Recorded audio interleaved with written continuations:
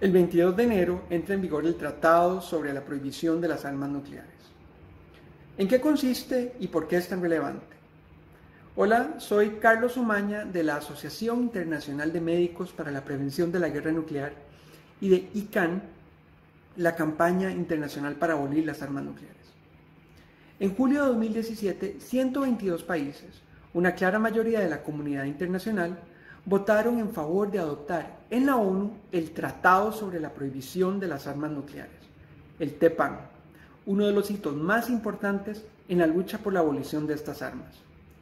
En octubre del año pasado, el TPAN alcanzó los 50 estados parte, lo que activó su entrada en vigor 90 días después, el 22 de enero del 2021, fecha en la que se convierte en ley internacional. Para entender por qué esto es significativo, abordemos primero el problema nuclear. La humanidad enfrenta actualmente dos amenazas existenciales: el cambio climático y las armas nucleares. Los 9 países poseen en conjunto 13.500 ojivas nucleares, de las cuales unas 1.800 están en estado de alerta máxima, apuntando a varias ciudades en el mundo y listas para ser detonadas en minutos. Sabemos que las armas nucleares causan terribles efectos para el ambiente y para las personas al corto, mediano y largo plazo, e incluso a lo largo de varias generaciones, y que una guerra nuclear a gran escala causaría una devastación ambiental enorme y un cambio climático global de proporciones apocalípticas, capaz de extinguir a la mayoría de las especies, incluida la nuestra. La recuperación de una guerra nuclear es imposible. La única solución es prevenirla. Sabemos además que el riesgo de que una guerra nuclear ocurra es enorme. Varios expertos concuerdan en que el riesgo actual es más alto que nunca, en general por la volatilidad de los actuales líderes de los países nucleares, por la propia crisis climática y su capacidad para generar y empeorar conflictos bélicos, y por la posibilidad de detonaciones accidentales. Se han documentado más de 1.000 accidentes con el arsenal nuclear estadounidense, y públicamente sabemos de 7 ocasiones en las que el mundo ha estado a punto de entrar en una guerra nuclear a gran escala. La creciente dependencia en sistemas automatizados hace que los sistemas de alerta máxima sean vulnerables a ciberterrorismo o a errores técnicos o humanos. A fin de cuentas, las armas nucleares son máquinas y las máquinas fallan.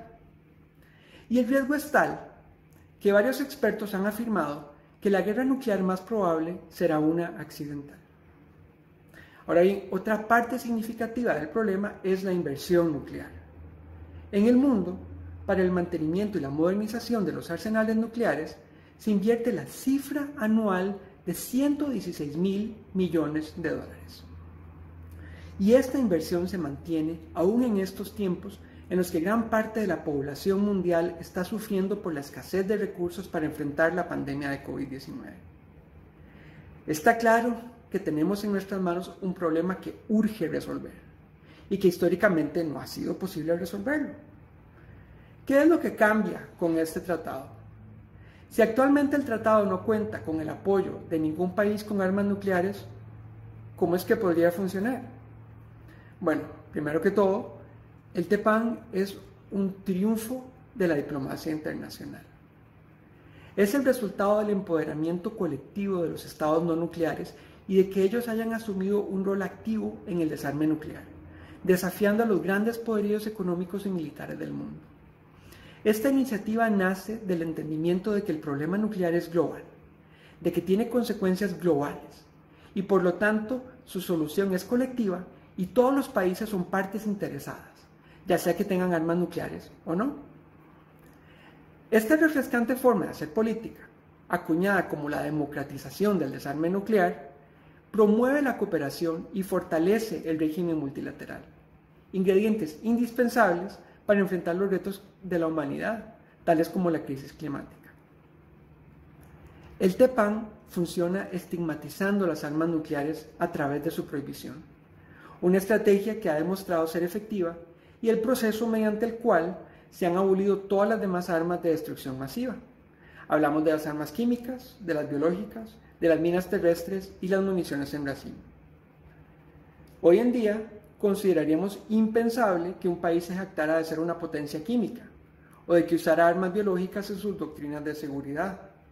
Esto es porque hay una fuerte normativa internacional y un clima mundial de condena moral que hace que semejantes políticas sean un tabú. Ahora bien, ¿es este otro tratado más?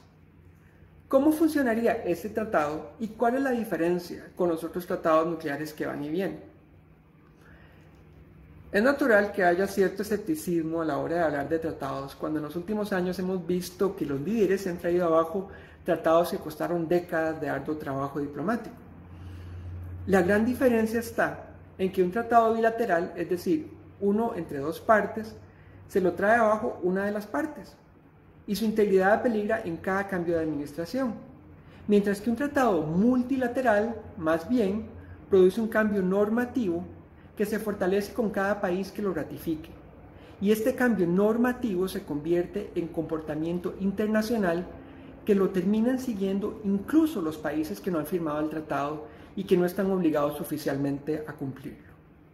Y son varios los ejemplos de esto. Está el caso, por ejemplo, de Estados Unidos y su relación con las minas terrestres y las municiones en racimo. Estados Unidos nunca firmó los tratados que prohíben estas armas y aún así dejó de producirlas. ¿Por qué?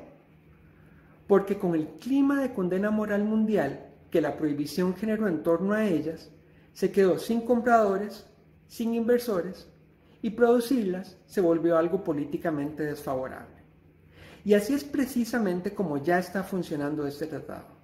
Cada vez son más las instituciones financieras que dejan de invertir en armas nucleares.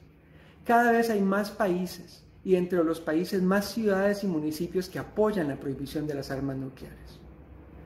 Hoy en día, el poder y el prestigio están cada vez menos asociados al poder destructivo, a las imposiciones y las amenazas, y cada vez más asociados a la capacidad de crear puentes y oportunidades de cooperación. El TPAN es parte de este cambio, y es por eso que muchos celebramos su entrada en vigor. Una guerra nuclear no es una catástrofe natural, es algo que podemos prevenir, es algo que debemos prevenir, y entre todos podemos hacerlo. Ayudemos a estigmatizar las armas nucleares. Ayudemos a que el mundo se entere de este riesgo y a que todos los países apoyen la prohibición. Hagamos esto manteniendo la conversación activa y relevante. Compartamos información y seamos parte del cambio. Muchas gracias. Síguenos en redes sociales y comenta usando el hashtag #ArmasNuclearesNo.